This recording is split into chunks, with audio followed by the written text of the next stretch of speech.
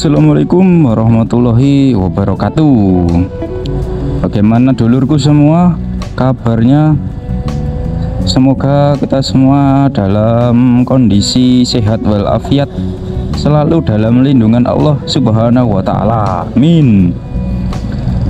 Selamat malam bagi dulur-dulurku semua dari Sabang sampai Merauke.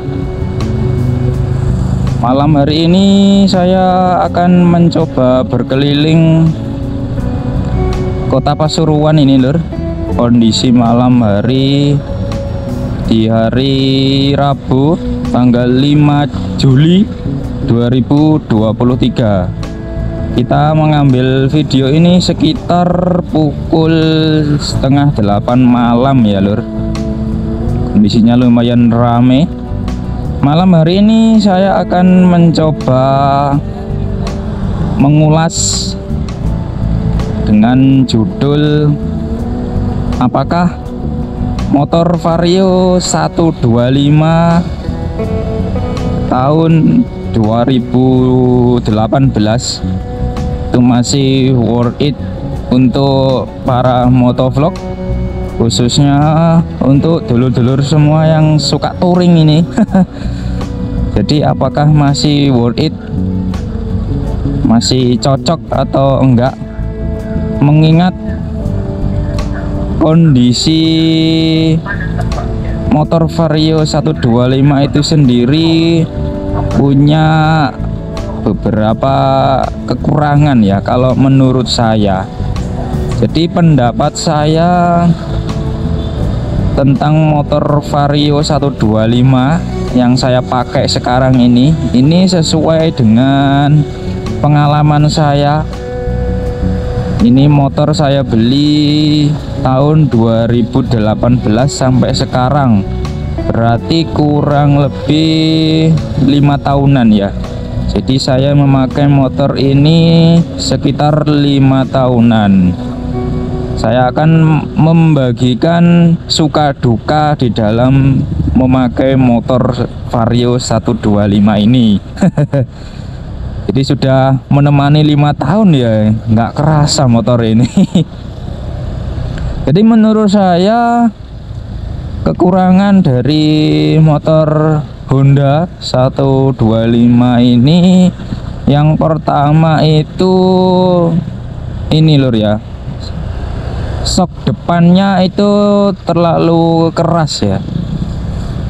Sok depannya itu terlalu keras. Jadi kalau di jalan yang rata itu memang nggak kerasa ya. Mungkin tidak hanya saya saja yang merasakan sok Vario ini keras ya, tapi juga mungkin pemakai Vario yang lain ya, baik itu Vario keluaran paling awal sampai Vario yang terbaru ya, mungkin sama-sama merasakan ya. Jadi mungkin Vario ini dirancang untuk stabil ya ketika melaju kencang.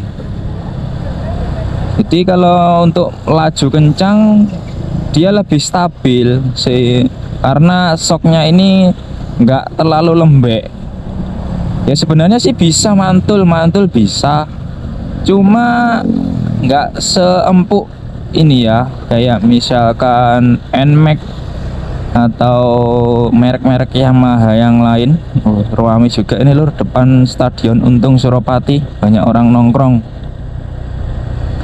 Kalau Yamaha sih memang didesain untuk ini ya, kenyamanan ya. Kemarin saya coba pakai PCX juga gitu, sama sih, padahal baru dia keluaran 2023. Jadi sok depannya ini rasa agak keras ya.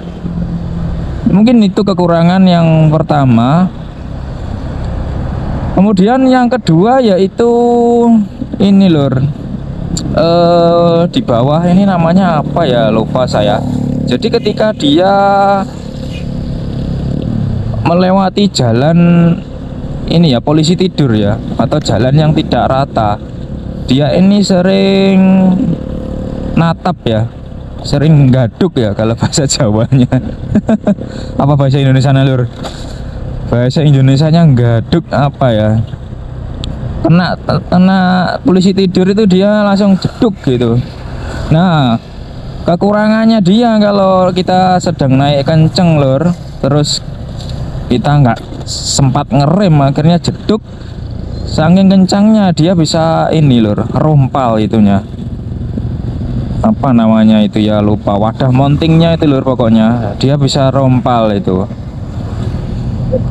Nah, ketika sudah rompal nggak bisa diakali masalahnya lur. Dibubut pun, dilas, dipopok pun itu bisa, tapi nggak kuat soalnya dia penyangga utama. Jadi ketika dia sudah rompal, sudah cuwil itunya, waduh susah wis, nggak bisa diakali.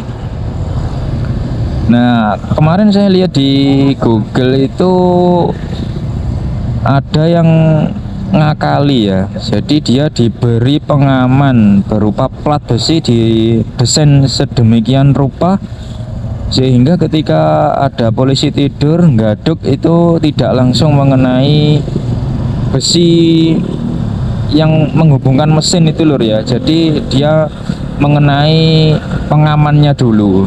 Nah, itu cara atau alternatif lain biar tidak gaduk langsung ke mesinnya, soalnya ya itu rawan banget lur, soalnya lur. Kekurangannya sih menurut saya